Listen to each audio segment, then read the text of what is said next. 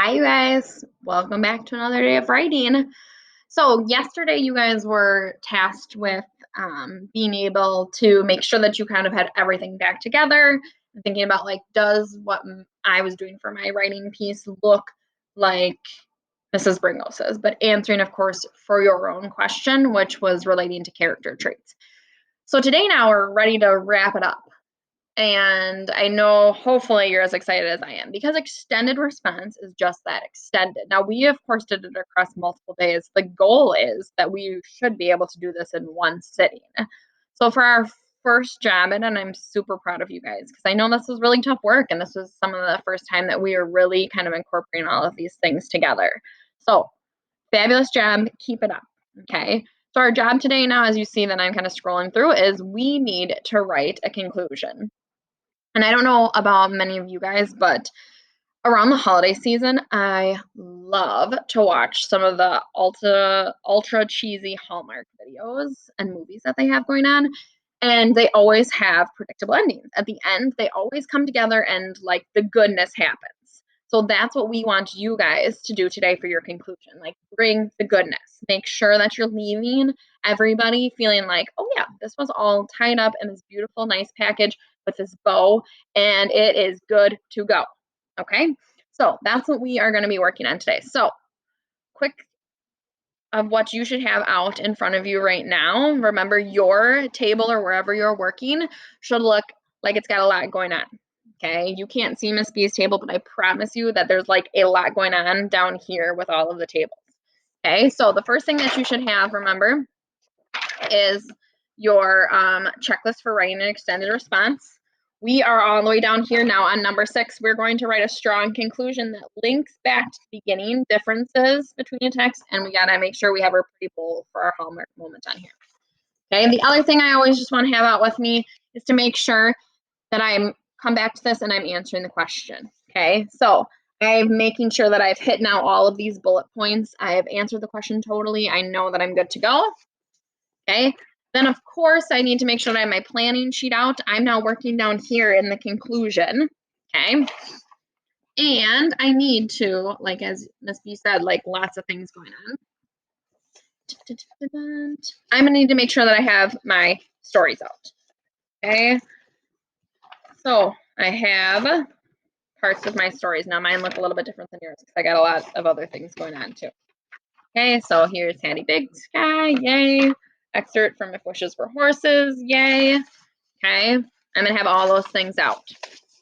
Hopefully you got like good floor space to lay them all out or a table. Okay, so I want to make sure too that I have this crafting a strong conclusion. So this is on your goldenrod sheet.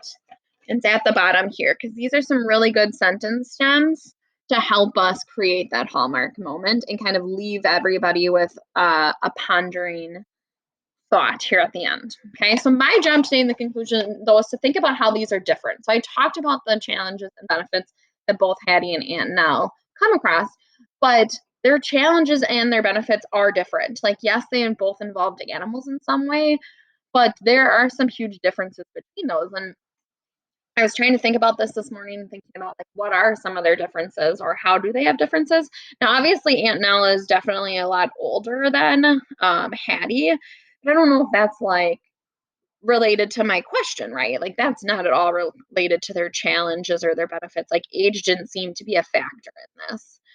When I was thinking about it, I was thinking about who would I want to be in this situation. Doesn't it sound super duper exciting to build a fence for chickens? Yeah, I don't know, maybe. But do I want to be Aunt Nell hooking up a bull to a buggy just so I can get one day on a car? My answer is going to be no on that one. I don't know about you guys and how much of daredevils you are, but it seems to me like Aunt Nell's challenge is just that way more challenging. Like she could have died. She could have gotten seriously hurt from this. I mean, Hattie's was tough work. Her fingers hurt, her back hurt, but like it wasn't necessarily like a life or death type situation. So I think that's a difference that I want to come to in my conclusion. So I have to make sure that I'm doing some thinking ahead of time before I write my conclusion when I'm thinking about my differences. So I'm ready to go ahead and start doing some typing here. Okay, it's nice because I just entered and it already automatically tabbed for me, but I'm gonna enter one more time so I just have a little bit of space between there. Okay, so let's see. I want to know, acknowledge that they both had challenges and benefits, but that there was differences. Okay, so I might use the word although because that's a good word to kind of show, like, yeah, although there are similarities, there were also some differences. Although Hattie and Aunt Nell both face challenges and then receive or get a benefit from those challenges, they also have some differences. Okay. Hattie's job of building the fence, it's tough work, definitely. But it's not dangerous. Aunt Nell's challenge, though, that is. Oops. Aunt Nell's challenge is dangerous. And then I was actually thinking about it going back to the text, because it is okay. Some of you have asked if you could put a quote in your conclusion, and you definitely could.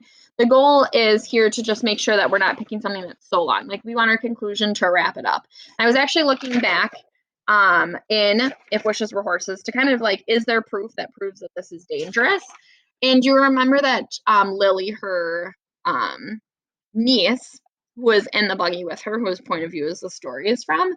If I'm looking at paragraph 8, it's actually on the second part of it. Here in paragraph 8, it says, I didn't want to set foot in that buggy either. I was sure Aunt Nell and I were riding to our deaths, but I climbed in my legs shaking and sat beside her.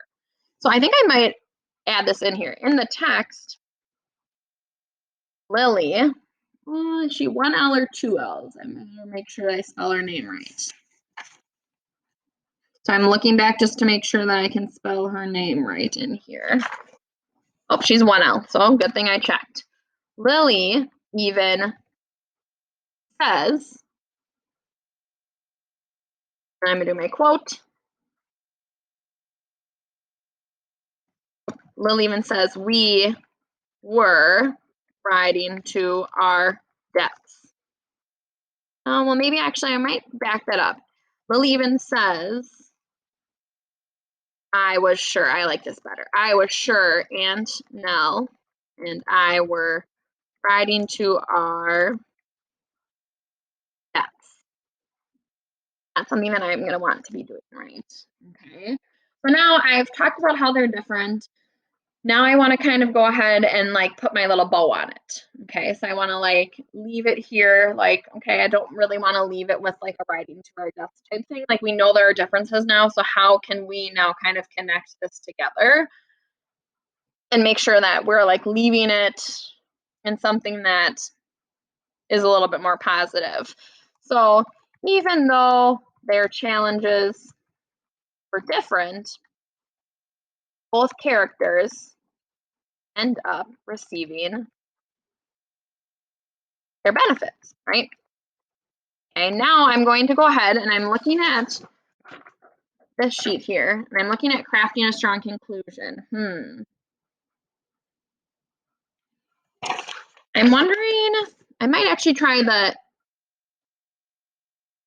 in the future, maybe. In the future, challenge yourself to try something new. I might want to scroll down for you guys. Something new. Okay, now, like, here's my little bow. Here's a gift to you. Take this gift and now you try it yourself, leaving them with that thought, that moment that kind of says, like, yeah, you can do this too. There's reasons behind these thoughts, these questions. Okay. And I'm already seeing some lines come up on my screen. So I want to make sure, of course, that I'm coming back and like just doing a read through, because I was typing fast and I was trying to get all my thoughts and ideas down. Although Hattie and Aunt Nell both face, it says faces, challenges, and then receive a benefit from those challenges, they also have some differences. Hattie's job of building the fence is tough work, but it's not dangerous. It is not dangerous. That's right. Aunt Nell's challenge is dangerous. In the text, it even says, I was sure Aunt Nell and I are riding to our deaths. Even though their challenges were different, were different, both characters end up receiving their benefits. In the future, challenge yourself to try something new. There we go. A conclusion. Okay, now your job today is going to look a little bit different because remember, this was my question that I was modeling for you. And you'll have access, of course, to be able to look at mine too along the way. But, oh, Miss B is dropping like papers all over her floor. Now, you're going to be making sure that you're coming back to this one. Okay, what is one character trait that Hattie and Aunt Nell share? Okay, and you're going to try and show how those characters, remember, you should have shown in your previous paragraphs, how those characters showed that they matched up with that character trait. Okay, so your conclusion, you're going to want to think about now, yes, you just proved that these two characters were the same, but they're not the same in every way. So now pick one way that they're different and talk to us about how that is proved. Okay, and then wrap it up. So even though these people have similarities and differences, what does that mean to everybody else in the world? Okay, what should we take away from this about similarities and differences in people and character traits? Okay, so your job then today in your conclusion is to tell us now, how are Aunt Nell and Hattie different? And what does that mean for all of us in the world? Okay, what can you talk to us about being different and being the same? Okay, so by the end of this now, you should have a 4-paragraph response that Miss B is going to be able to give you feedback to. Another thing that you should really start doing today is after you finish this is, if you can, sitting down with someone and having them read through it with you and looking for some of those spelling and things. But before you even have somebody else look at it, you should go through. Does every single sentence have a capital letter? Do you have punctuation? Are you using quotations correctly? Because that's something we've gone over now quite a bit. Okay. Are you spelling words that are coming out of the text correctly? Because if it's in the text, you should be able to find it in that text and go back and spell it correctly. Okay. And then I will continue, of course, giving you guys feedback along the way. Now, after today, you are going to be getting ready to turn this in, but we are going to spend Friday just making sure that we are looking through this, making sure now that you are going to be looking for feedback from me on Friday. So your lesson for Friday is going to look a little bit different in the regard that, like, we're going to be going through it and you're going to then be making sure that you are completing a writing checklist and does this match up with how we would expect a fourth grader to write. And then Friday, you'll be able to submit this. Okay. All right. Best of luck. Let me know if you guys need anything.